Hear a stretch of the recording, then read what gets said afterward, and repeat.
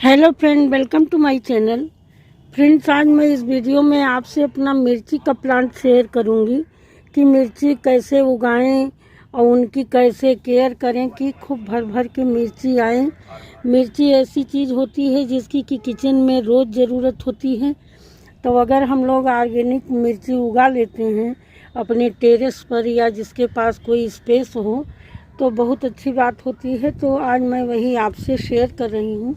ये देखिए, मेरे ग्रो बैग में 8 मिर्ची के प्लांट लगे हुए हैं। ये 12 बाई 12 के ग्रो बैग में लगे हुए हैं मेरे मिर्ची के प्लांट। ये बहुत ही हेल्दी हैं। देखिए इनकी पत्तियाँ कितनी चौड़ी चौड़ी और सब। इनको आप घर की मिर्ची, जो घर में सूखा मिर्चा जिसके घर में आता है, जो नहीं खाता उसके घर भी कभी कभार तो सूखी मिर्ची आती ही है। या जो हम लोग मिर्ची ले आते हैं हरी मिर्ची, कुछ मिर्ची पक जाती है तो उसको सुखा के उसका सीड निकाल के आप खुद ही सीडलिंग कर दें तो अपने आप आपको ये मिर्ची की सीडलिंग मिल जाएगी। ये मिर्ची मैंने खुद ही ग्रो किया था, उसकी वीडियो भी आपसे शेयर किया था। मैं मिर्ची घर की मिर्ची से ही मुफ्त की उगाई हूँ। अब मेरी मिर्ची जब छोटी थी मैंने ट्रांसप्लांट किया। अब मेरी मिर्ची को लगाए 1 महीना हो गया है। तो अब इनमें फूल फल आना चाहिए। अब फूल फल आने का समय हो गया है। मिर्ची आप वैसे एक बार फरवरी में लगा सकते हैं, जनवरी फरवरी में, और एक बार आप जून जुलाई में, बरसात में। 2 सीजन में मिर्ची आप लगा सकते हैं। एक बार लगा दीजिए तो आपकी एक मिर्ची का प्लांट सालों फ्रूटिंग करता है। फ्रेंड, हमारे पड़ोस में भगवत कथा हो रही है तो कुछ आवाज़ आएगी तो माफ़ करिएगा, क्षमा चाहती हूँ। तो फ्रेंड, ये मिर्ची की अब इस कंडीशन में हम इनकी केयर कैसे करें। जहाँ तक पॉट की बात मैंने आपसे बता दी कि इसके लिए कम से कम 12 इंच का गमला या ग्रो बैग जो भी आप यूज करें होना चाहिए। इसकी मिट्टी अगर आप गमले में लगा रहे हैं तो पोरस मिट्टी हो और उसमें पानी ना रुके, ठहरे नहीं। मिर्ची को बहुत पानी ज़रूरत नहीं होती है, हाँ नमी रहे बट पानी रुके ना। तो इसके लिए आपको अपने मिट्टी में गार्डन सॉइल, गोबर की सड़ी खाद या वर्मी कंपोस्ट, उसके साथ आपको उसको पोरस बनाने के लिए या रिवर सैंड या आपको राइस हस्क, और अगर आपके पास उपलब्ध है तो कोकोपीट मिक्स करके आप इसकी मिट्टी तैयार करेंगे तो बहुत ही पोरस मिट्टी तैयार होगी। मिट्टी तैयार करने के बाद आप घर की मिर्ची से सीडलिंग करके तैयार करके और इसमें लगा दें। और उसके बाद जब इनकी ग्रोथ का सीजन समय हो तो इनको आप नाइट्रोजन रिच फर्टिलाइज़र दें, जैसे गोबर की खाद, वर्मी कंपोस्ट या गोबर की लिक्विड खाद बना के आप दे सकते हैं। ये देखिए मेरे इसमें गोबर की लिक्विड खाद है, देखिए कंडे भिगो के, या कहीं से सूखा गोबर आपको खूब बढ़िया पुराना मिल जाए। गोबर की खाद में भी बड़े बड़े टुकड़े आते हैं, या गोबर की खाद को ही आप भिगो के आप इसकी लिक्विड फर्टिलाइज़र इसको बराबर देते रहें 10-10 दिन के अंतर पे, तो आपकी बहुत अच्छी ग्रोथ होगी, जो कि आपको सामने मेरे मिर्ची के प्लांट में दिख रहा है। लेकिन अब इसके फ्रूटिंग का समय आ गया है तो इसमें ज़्यादा से ज़्यादा फ्लावरिंग होगी तभी इसकी फ्रूटिंग होगी। हाँ फ्रेंड, एक टॉपिक छूट गया था। जब प्लांट मेरा 5-6 इंच का हो तो उसकी पिंचिंग ज़रूर करें। आप अगर पिंचिंग करेंगे, देखिए अगर ये पिंचिंग ना हुई होती तो देखिए मेरे एक एक प्लांट में कितनी ब्रांचेज हैं। तो आपका प्लांट घना होगा, जितना ही घना होगा उसमें ब्रांचेज होगी उतना ही ज़्यादा फ्रूटिंग आपको मिलेगी। तो अब इस कंडीशन में हमको इसमें क्या देना है, सबसे पहला काम तो ये करना है कि प्लांट में अगर आपके कहीं घास वास जमाई हो तो उसको आपको निकालना है। वैसे मैं हमेशा निकालती रहती हूँ, तो मेरे ग्रो बैग में कहीं आपको घास दिखेगी नहीं। अब इसके बाद इसकी हम किनारे किनारे हल्की गुड़ाई इस तरह से कर देंगे, जड़ से दूर की, इसकी जड़ें डिस्टर्ब ना हो। इस तरह से करके हम इसकी मिट्टी को भुरभुरी कर लेंगे।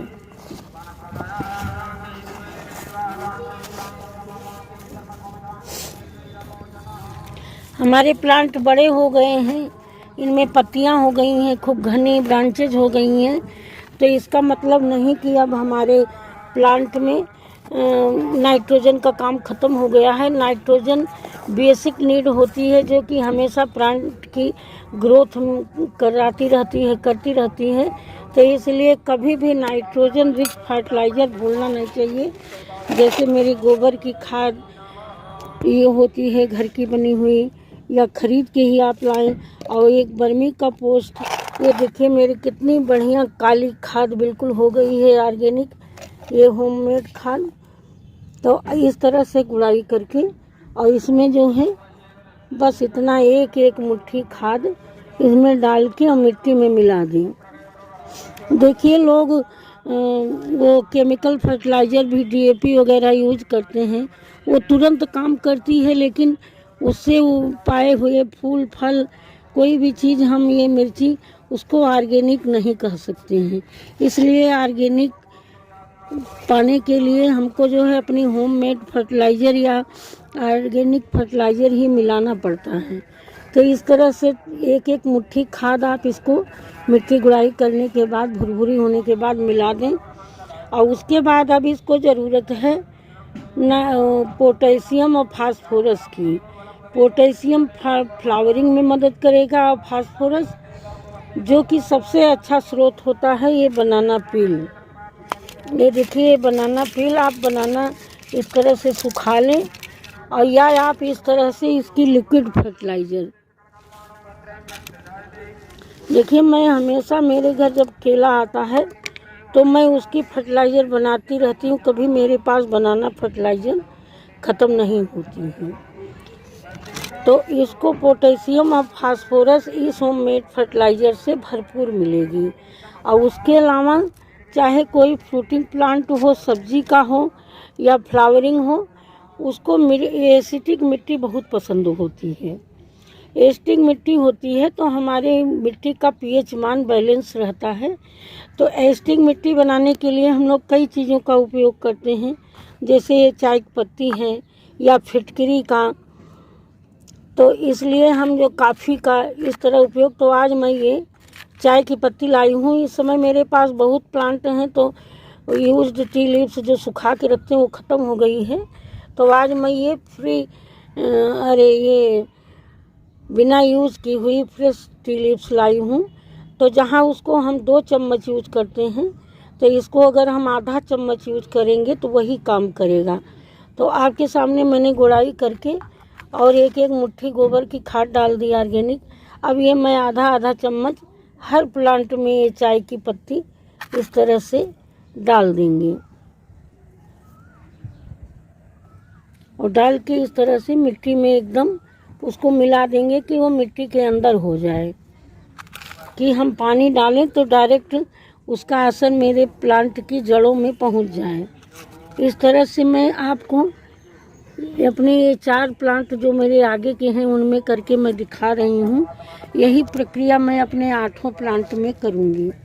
उसके बाद जो मैंने ये बनाना पील के लिक्विड फर्टिलाइज़र बनाया है उसको मैं इस तरह से निकाल लूँगी।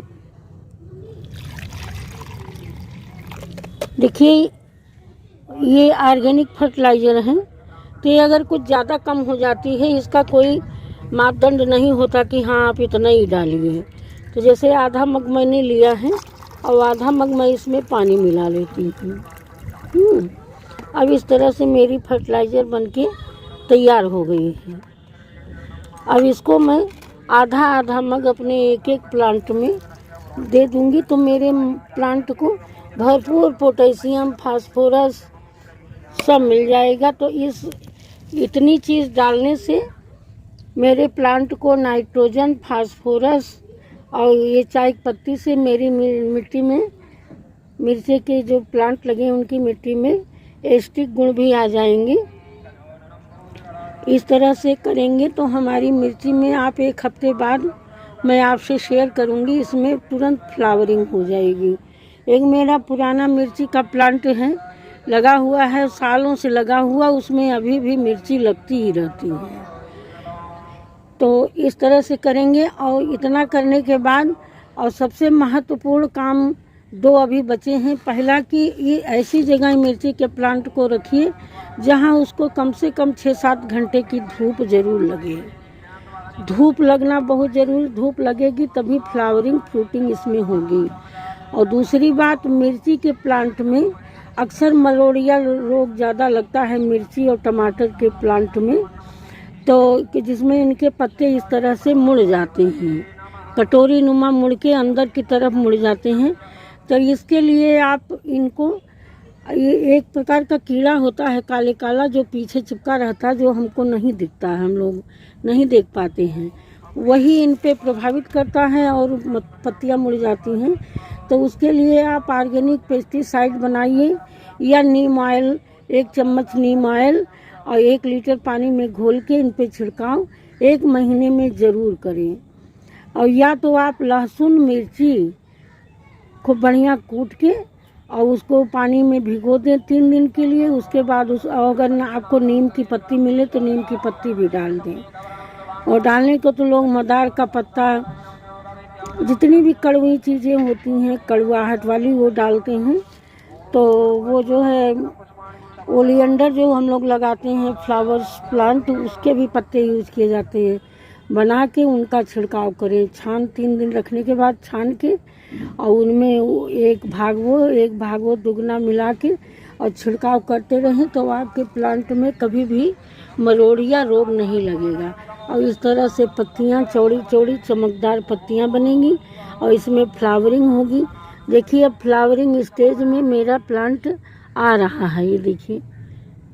तो अब इतना काम करना ज़रूरी है, इतना अगर कर लेंगे तो इतनी भर भर के मिर्ची आएंगी कि आपको मिर्ची खरीदने की ज़रूरत नहीं होगी। ऑर्गेनिक मिर्ची आपको भरपूर मिलती रहेगी। ठीक है दोस्तों, मैंने वीडियो अपना शेयर किया, टिप्स इसकी केयर, और क्या करें कैसी लगी कमेंट करके ज़रूर बताइएगा। फिर मिलेंगे अगले वीडियो में नई जानकारी के साथ। तब तक के लिए thank you. Happy gardening friend, take care.